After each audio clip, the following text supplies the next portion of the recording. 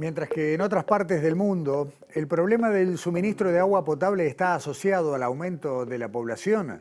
En Uruguay, increíblemente, la situación se agrava por la falta de cuidado de nuestras aguas superficiales. El río Santa Lucía abastece a Montevideo desde hace más de 150 años.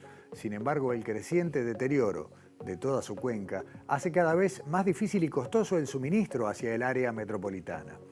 El anunciado proyecto Neptuno, que potabilizaría agua del Río de la Plata, podría ser un paliativo para la capital, pero no aporta nada en lo ambiental, el grave y real problema. ¿Cuál es la situación de las aguas superficiales en nuestro país? ¿Cuáles son los factores que las contaminan y cómo revertir el proceso? De eso hablaremos hoy y también sobre investigaciones de Facultad de Agronomía para conservar las propiedades de los alimentos luego de cosechados y les mostramos las propuestas del Planetario de Montevideo para las vacaciones de julio.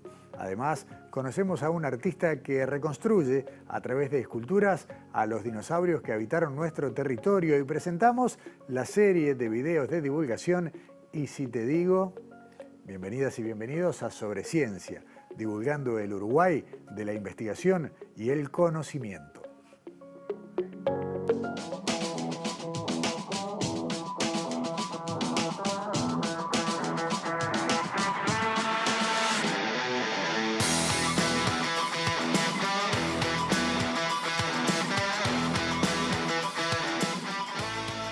Quedó todo dicho en la introducción, por eso, para empezar a conocer un poco más del problema y las eventuales soluciones, le damos la bienvenida en Sobre Ciencia, agradeciéndole mucho su presencia a Guillermo Goyenola, investigador del CURE Maldonado de la Universidad de la República, doctor en Ciencias Biológicas por PEDESIVA. Guillermo, gracias por acompañarnos. Gracias por la invitación. Guillermo, a ver, no tenemos en general, el uruguayo creo que en todo el país, conciencia real de que el agua que sale de la canilla es un recurso finito y amenazado. Sí, es cierto. Igualmente creo que la sociedad, con las crisis que han sucedido, sobre todo al sur del país en la última década, ha empezado a caer en la cuenta de que ese recurso que parecía infinito no lo es, ¿no? Tenemos desde hace 150 años, si no me falla la cuenta, el agua para el área metropolitana proveniente del Santa Lucía. Y no es simplemente un agua que se renueva, porque para potabilizar se generan lodos, acciones químicas que terminan siendo un problema ambiental cada vez más grave a medida que es necesaria más agua para proveer a la población. Sí, sin duda. La fuente de aguas corrientes en Santa Lucía es la fuente de mayor magnitud de todo el país, suministra agua a la mayor parte de la población del país. Y todo hecho de extracción y procesamiento de agua para potabilización genera un impacto, ya sea por la cantidad de agua que se saca del sistema, que es un impacto hidrológico que afecta a los organismos que allí viven, al funcionamiento del sistema, a la circulación de nutrientes y sustancias, como en lo que se devuelve al sistema como residuos de la potabilización. Y eso ocurre en aguas corrientes, en una escala que es bastante importante, pero ocurre en la mayor parte de las plantas de potabilización que están distribuidas en todo el territorio. Ustedes manejan mucha información sobre prácticamente todas las aguas superficiales, pero hay algunas que son señaladas porque son, bueno, los principales recursos, fundamentalmente los ríos de mayor peso en los sistemas hidrológicos. Todos tienen un problema muy serio y si te parece lo vemos en un gráfico, en una placa que ustedes nos hicieron llegar, asociado a la presencia de fósforo.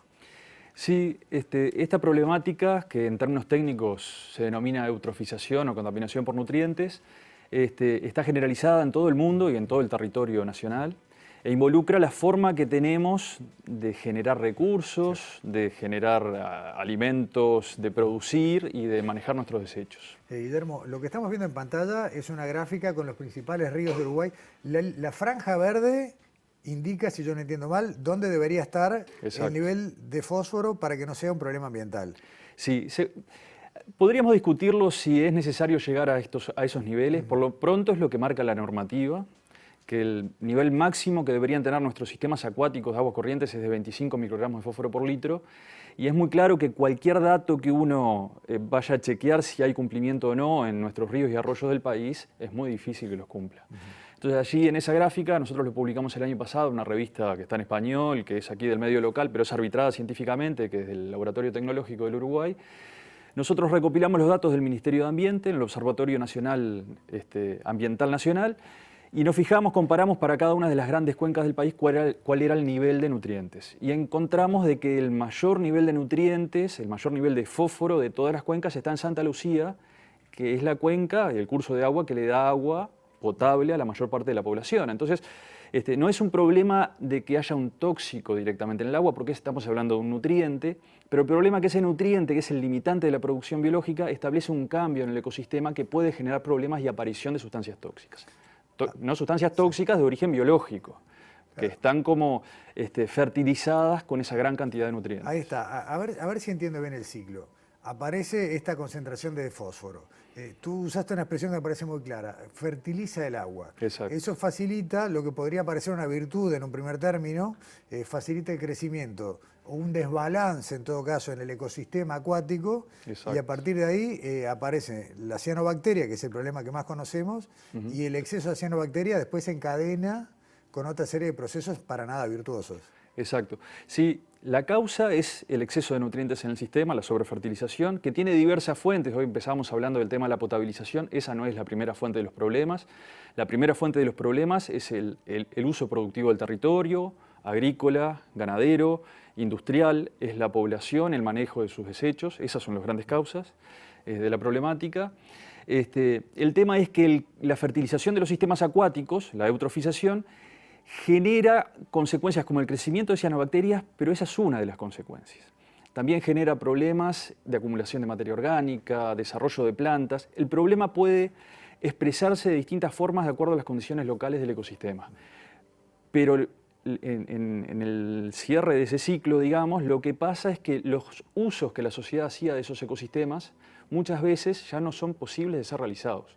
Entonces, si estamos tratando de tomar agua para tomar, digamos, agua que ya fue usada para el baño, para decirlo de alguna forma, como pasa en un territorio como una cuenca, el desafío de potabilizar esa agua y tener agua segura para la población va a ser cada vez mayor. Y esto, es muy claro cuál ha sido el incremento del nivel de nutrientes, el incremento de las crisis socioambientales derivadas de esto. Imagínense, 2013, la cuenca del Santa Lucía, el problema entró por las canillas de la gente de las casas. 2015 pasó en la cuenca de la Laguna del Sauce, en Maldonado. 2019 la floración de cianobacterias costeras del Río de la Plata llegó hasta La Paloma, que era inesperado. O sea, el problema ya tiene una magnitud que es superlativa. Sabemos que el problema, este tipo de problemas, cuando las condiciones sean adecuadas, se van a repetir, ¿no? Los sistemas están sobrefertilizados. Y el tema es cómo atendemos como sociedad esta problemática. Deberíamos atacar las causas y no hemos tenido demasiado éxito al respecto. Y bueno, mientras tenemos que manejar las consecuencias. Las causas vos las dividiste muy claramente en dos orígenes. Por un lado, el uso productivo de la tierra, el fósforo es el fertilizante por excelencia, y por otro lado, lo que sería el saneamiento humano. Sí. Y ahí también tenemos un debe en cuanto a unas cantidades de ciudades importantes que están bastante atrás en su sistema de saneamiento. No sé si hay un ranking de cuál es la más difícil, pero de ambas creo que se sabe cómo empezar a trabajar y no se empieza. Sí, es mucho más fácil y a nivel internacional se ha logrado éxito en el manejo de las cargas puntuales, en las que salen por un caño en un lugar específico del espacio. Ahí el desafío es económico en general, ¿no? El atender el saneamiento de una ciudad puede involucrar juntar todo en un caño y tirarlo al río, y ahí con ese procesamiento que mejora aspectos ambientales diversos en una ciudad, sanitarios, uno no soluciona la llegada de más nutrientes a un río, ¿no? Entonces se necesitan otros niveles de procesamiento que tienen costos incrementales. Pero la mayor parte de los nutrientes... ¿Pero se puede sacar el fósforo? Sí, se puede, por supuesto. Sí. Los tratamientos de efluentes se pueden manejar, y en el mundo ingenieril se habla de procesamiento primario, secundario, terciario, hay distintos tipos. En el país hay plantas muy eficientes en algunos lugares.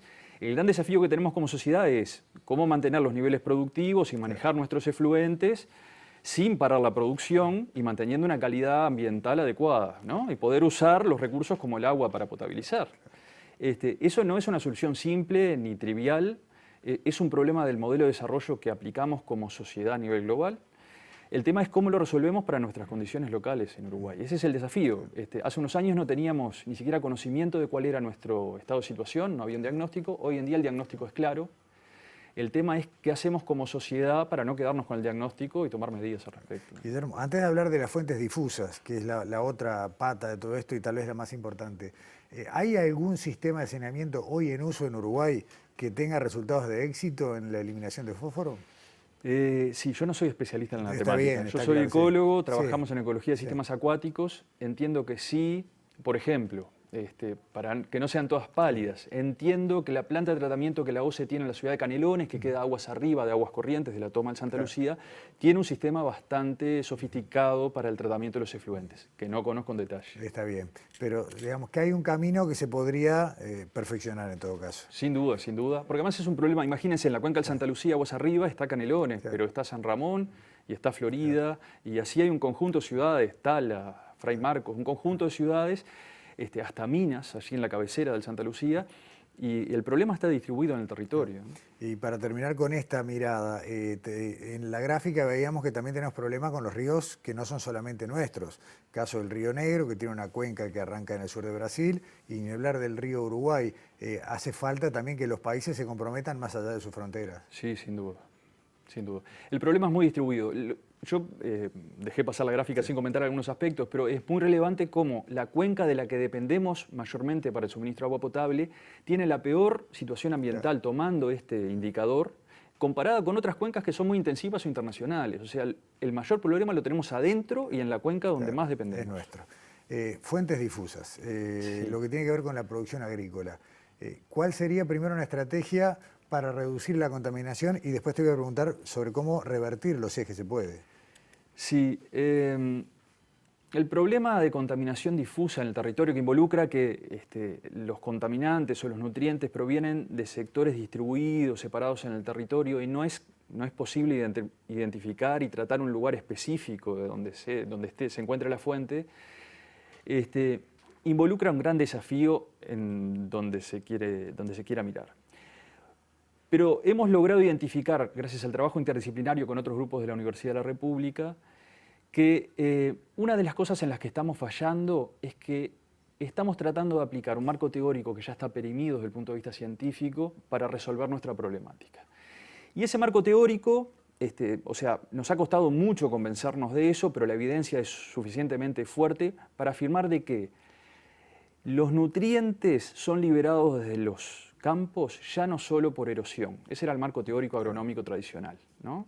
Si no había movimiento de partículas, el fósforo quedaba unido a las partículas y no se liberaba, y si no se liberaba no llegaba al agua y no generaba contaminación. El tema es que hace un par de décadas en nuestros sistemas productivos ha empezado a predominar lo que es la siembra directa con la fertilización en superficie. Eso ha involucrado una compactación de los suelos, una liberación de los nutrientes en la fase disuelta, sin necesidad de que haya proceso alguno de erosión. Entonces, ese es un cambio biogeoquímico de nuestro territorio que hasta que no logremos internalizarlo como que allí está la clave para la solución de esto, las medidas que estemos aplicando no van a ser adecuadas o por lo menos no van a ser suficientes. ¿Montes ribereños, zonas buffer, pueden ser un paliativo? Sí, pero si uno mira la cuenca del Santa Lucía, la zona buffer es bastante extensa. Uno lo compara con la normativa vigente o con la bibliografía internacional y tenemos una zona ribereña muy extensa, pero es muy claro que no es suficiente. O sea que el problema debería ser resuelto en la fuente y no en los filtros posteriores después de que esos nutrientes son lavados y arrastrados. Está bien, omití explicar y está bueno decirlo brevemente. Zonas buffer son áreas en las costas de ríos y arroyos en las cuales se supone que la vegetación podría absorber al menos una parte de lo que se desecha. ¿Hay que controlar la fertilización? ¿Hay que poner límite? ¿Esa puede ser otra manera de verlo, Guillermo? Sí, es indispensable. Lo que pasa es que el país ha hecho un esfuerzo muy grande en los últimos años de generar planes para conservar nuestros recursos suelo. Eso es eliminar la erosión. Y ahí fue que la siembra directa hizo su parte. Hizo su parte. Y es muy importante porque conserva nuestros suelos. El tema es que aún habiendo hecho eso, esas medidas no son capaces de ser suficientes, no son capaces de mantener buena condición ambiental en los sistemas acuáticos. Una de las conclusiones que hemos llegado es que lo que es despreciable desde el punto de vista agronómico, las pérdidas económicamente despreciables de nutrientes desde el punto de vista agronómico, son más que suficientes para generar los problemas de la magnitud que estamos viendo en los sistemas acuáticos. Entonces hay un problema, una discrepancia de escalas que para los que a uno no le importa, y si yo pierdo el 5% no me importa, ese 5% llegando al agua es un gran problema. Redondeamos en el último tramo de la nota. ¿Por qué el proyecto Neptuno no es una solución? Yo no sé si me animo a llegar a esa conclusión. Nosotros estamos participando con colegas en la discusión de esta temática. Entendimos que en la discusión pública del proyecto de Neptuno habían aspectos ambientales que no estaban siendo considerados y generamos un documento que está disponible en la página web de la universidad que trata de integrar a la discusión pública el tratamiento del tema argumentos desde el punto de vista ambiental. Desde el punto de vista ambiental entendemos que proyectos que involucren la toma de agua desde el Río de la Plata le sacan presión a la cuenca del Santa Lucía y en ese sentido pueden solucionar problemas o aportar en esa línea. Pero es imprescindible que se haga bien y que no se generen otros problemas de mayor magnitud distribuidos en el territorio. Pero el problema es multidimensional, totalmente, e involucra que por otro lado tenemos algunas demandas sociales de las que no podemos prescindir. Necesitamos agua potable, claro, que tomar, segura, sanitariamente segura, y en este momento la ciudad de Montevideo y la zona metropolitana tiene un respaldo de agua potable de menos de un día de consumo. O sea que necesitamos más agua potable. Y necesitamos manejarla mejor, porque el 45% del agua que se potabiliza en aguas corrientes es perdida y no facturada. Y eso involucra una instalación bajo la ciudad muy añosa, muy deteriorada y que cuesta seguramente centenas de millones de dólares su reparación. O sea que el aspecto ambiental es uno de los aspectos. Yo creo que es imprescindible que la sociedad discuta estos temas ampliamente y que integre los conceptos ambientales a la discusión, porque no es solo dinero lo que está en juego, o salud, hay temas ambientales, pero no me posicionaría como alguien que viene a hacer oposición del proyecto Neptuno. Está bien, no es que y te entendí y ya con esto redondeamos, no es que sea un problema el proyecto en sí, sino que puede pasar o que nos distraiga, decir, bueno, con esto queda resuelto y el resto de las aguas superficiales, bueno, que sigan su curso, o que, bueno, no sea la solución que uno piensa que puede ser. Me quedo con lo que dijiste recién, hay que abrir una discusión generosa y profunda. Exacto. Guillermo Goyenola, muchas gracias por estos minutos. Hemos apenas, bien superficial, ¿no? Hemos apenas metido un pie en el agua, pero creo que alcanza para abrir el tema y volveremos a él en cualquier momento. Muchas gracias, estamos a las órdenes. Hasta pronto. Primera pausa en Sobre Ciencia, enseguida volvemos.